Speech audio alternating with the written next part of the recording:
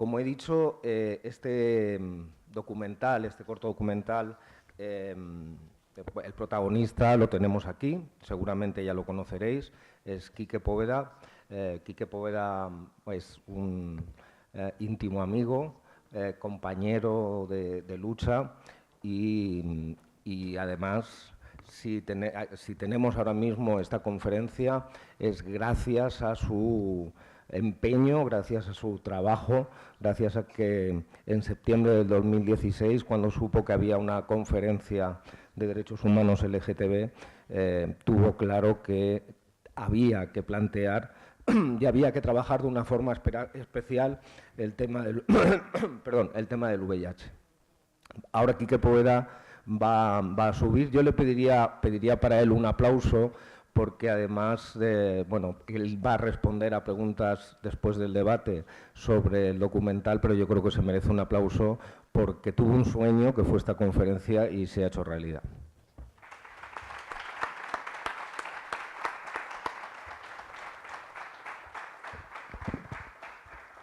Y ahora pediría al resto de ponentes que también subiesen a la mesa.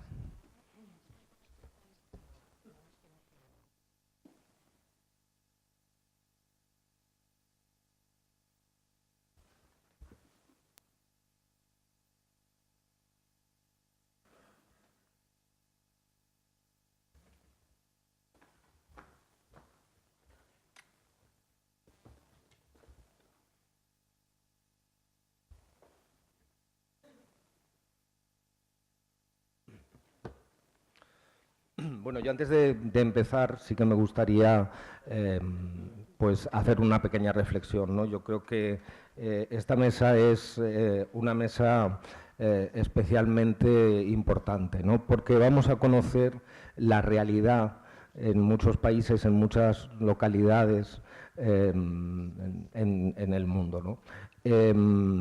Yo creo que esta conferencia que se está celebrando dentro del Summit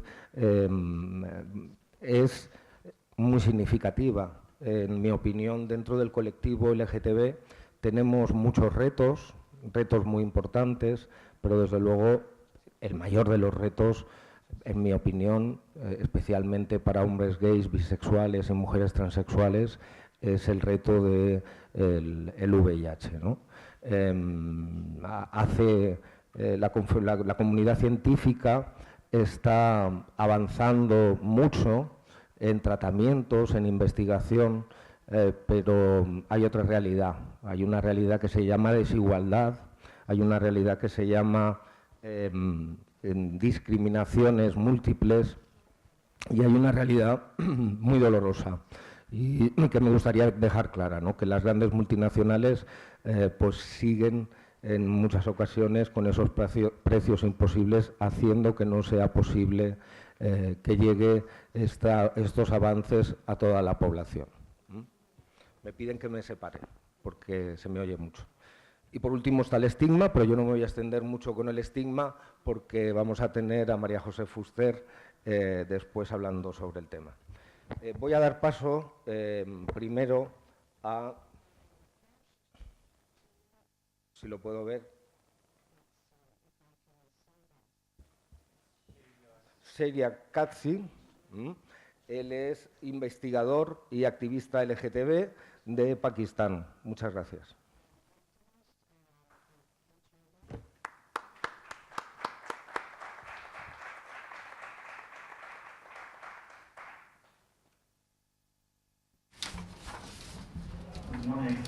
Buenos días.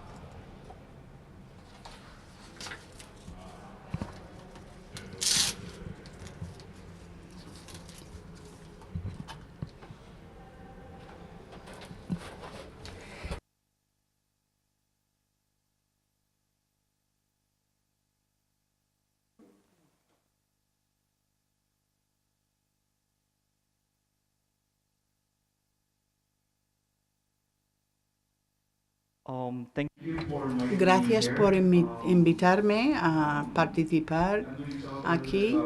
Voy a hablar un poco de análisis de la situación de HSH y viviendo como transgénero en Pakistán. Así será mi presentación. Voy a hablar un poco sobre las barreras legales y culturales que están presentes en Pakistán, sobre la situación de HIV y las investigaciones que he llevado a cabo, y luego vamos a concluir. Así que un poco sobre Pakistán. Realmente se llama la República Islámica de Pakistán. Tenemos dos conjuntos de leyes en Pakistán, Sharia y leyes anglosajones. Está perseguida la comunidad LGTB y sus prácticas bajo la ley Sharia, aunque no se ejerce masivamente esta ley en Pakistán. Hay zonas donde sí se sigue utilizando y se utiliza para molestar y perseguir la homosexualidad. Bajo la ley Sharia tienes una penalización que pueden ser que te tiren piedras o que te peguen con un látigo, pero hasta ahora solo hemos visto casos donde se les ha pegado con látigo. Es hombres con hombres, pero cuando es entre mujeres es algo parecido. Y luego tenemos algo heredado de la era colonial, cuando las personas pueden ser condenadas a 10 años de cárcel, pero hay de decir que esta ley sigue utilizándose para perseguir a la comunidad LGBT si están siendo molestados, si están siendo detectados. Y vemos en los autobuses que hay secciones segregadas por sexo y género. Y hay mucha, se llama homoafectividad.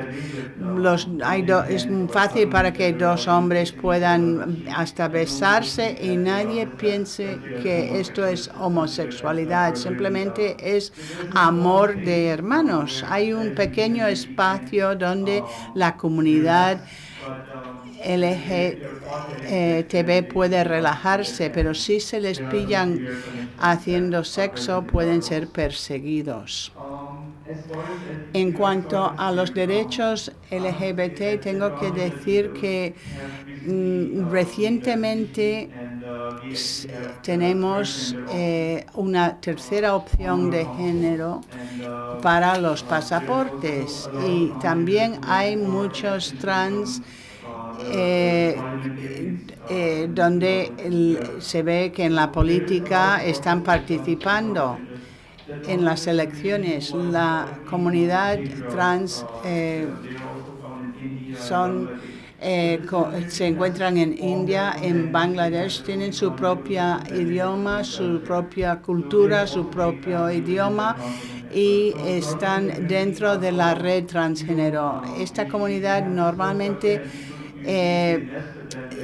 están totalmente segregadas, y si alguien se mete con ellos, luego hay mucha retaliación por parte de los compañeros. Tienen muchos derechos en Pakistán, pero cuando hablo de trans estoy hablando de mujeres, no de trans hombres, porque estos están muy suprimidos y reprimidos en Pakistán. Los géneros están segregados y normalmente la sociedad proteja o forma una red de protección para reprimir el tema de las mujeres. Con los gays, como he dicho, hay mucha afectividad homosexual, mi pareja y yo llevamos 5 años viviendo juntos y no les parece nada extraño a la gente. Piensa que somos como hermanos viviendo juntos. No hay gran movimientos para derechos LGBT en Pakistán. En el 2013 hubo algo, pero después de lo que ocurrió en la Embajada de Estados Unidos, ahí hubo protestas masivas diciendo que esto era una enfermedad que estaba siendo forzada sobre personas inocentes y entonces hubo un movimiento contra los gays y las lesbianas. Y si hablamos de la situación VIH, es una epidemia concentrada, no está en toda la población general. La mayor parte viene de inyectar drogas. Hay también datos sobre heterosexuales y trabajadores sexuales masculinos y femeninos, y se ha hablado de incluir a otros sectores de la población para que se pueda hacer más investigación. Pero durante mucho tiempo el gobierno ha dicho no hay más poblaciones que incluir porque los hombres utilizan trabajadores sexuales. Ahora, recientemente, el gobierno tiene otro informe donde han aceptado que hay otros sectores sobre los cuales no existen datos, y en 2018 se va a hacer investigaciones, pero todavía no están disponibles estos datos. Esta esta proyección se ha hecho con el programa de control de SIDA en Pakistán. Ellos tienen una proyección que prevé en el futuro que la población más vulnerable en Pakistán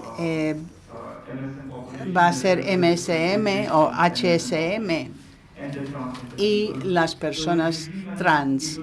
Cuando las personas hablan de trans y VIH, pensamos que son trabajadores sexuales, pero el gobierno tiene dificultad en darse cuenta de que las personas tienen sexo porque les apetece tener sexo. Todos piensan o quieren pensar que es trabajo y no es así, claro.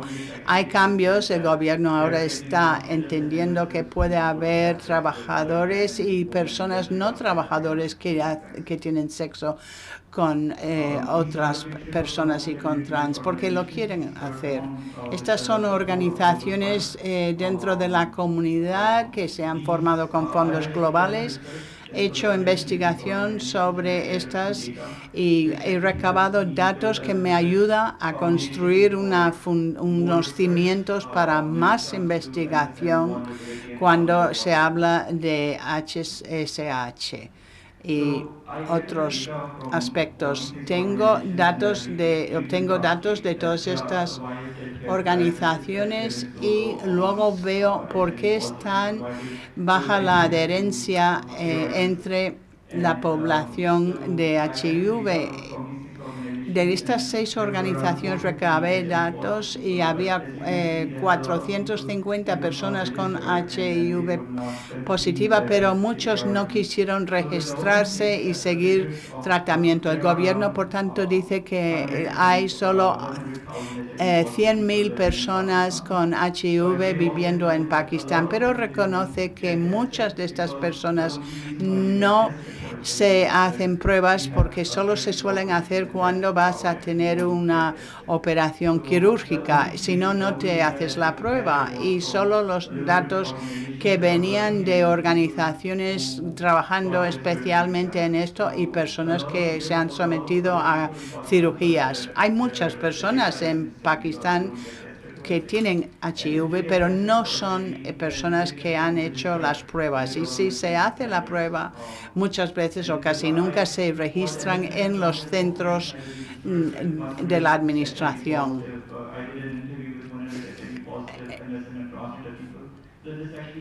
Realmente me ha ayudado a entrevistarme con personas trans y con personas del colectivo HSH para entender el alcance de todo esto.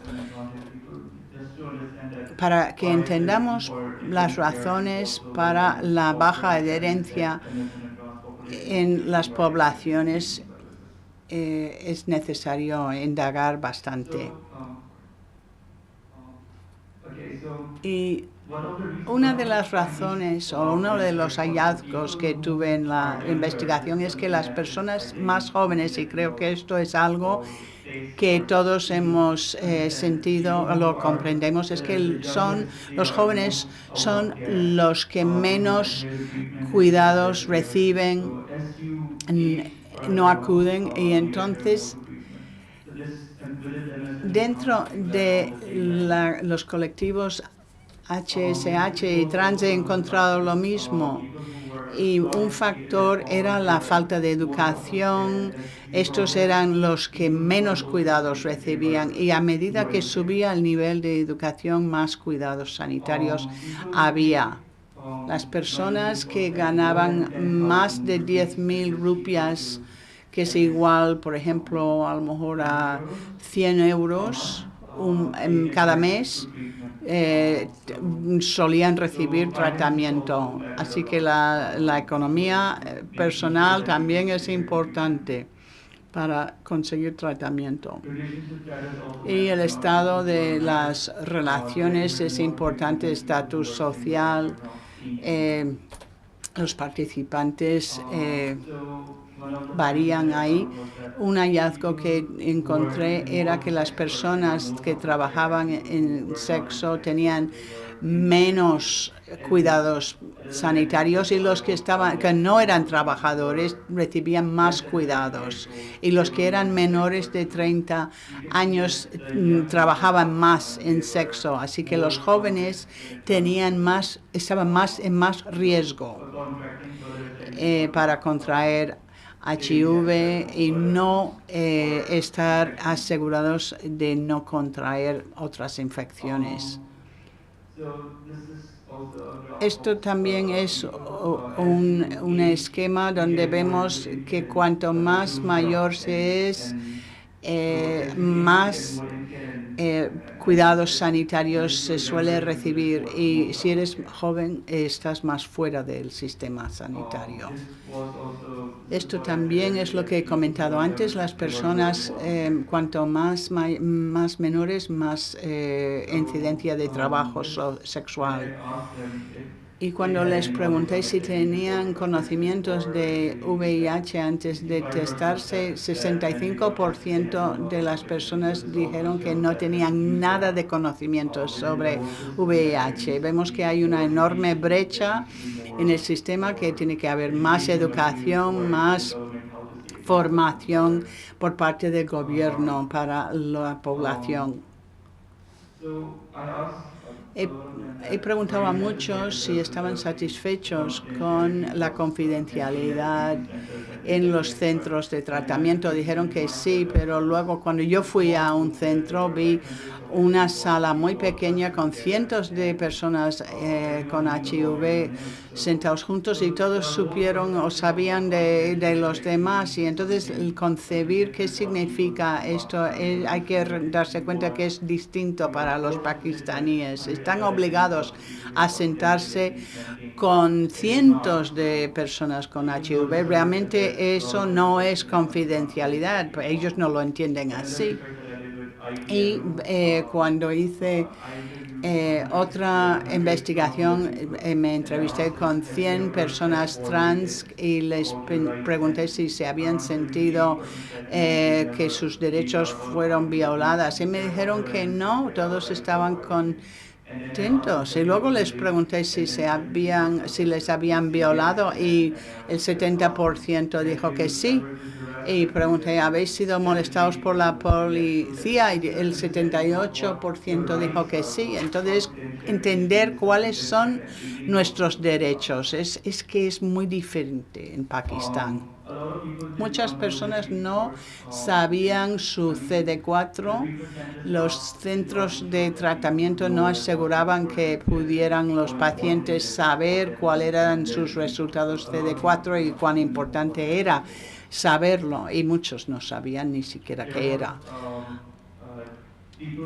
Había personas que no recibían cuidados, que estaban utilizando muchas drogas, y los que estaban con cuidados no utilizaban tanto drogas. El staff de los centros es mal educado. Se puede decir que en base a las investigaciones hay mucha necesidad de formación del staff de estos centros, y hay que tener más políticas para enfocadas hacia los jóvenes, más centros. Yo vi a un joven sentado en una estación de autobuses en una pequeña ciudad. Estaba sentado al lado de un burdel masculino. Estos existen en Pakistán y es más fácil para el gobierno tener estos centros.